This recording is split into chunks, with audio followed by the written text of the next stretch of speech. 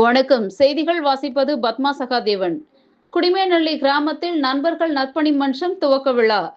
கிருஷ்ணகிரி மாவட்டம் காவேரிப்பட்டினம் ஒன்றியத்திற்கு உட்பட்ட குடிமேநல்லி கிராமத்தில் இளைஞர் மற்றும் விளையாட்டு திட்டங்கள் அமைச்சகம் மற்றும் நண்பர்கள் நற்பணி மன்றம் துவக்க விழா நடைபெற்றது. இதைத் தொடர்ந்து பள்ளி மாணவ மாணவிகளுக்கு சான்றிதழ் மற்றும் பரிசுகள் வழங்கப்பட்டது.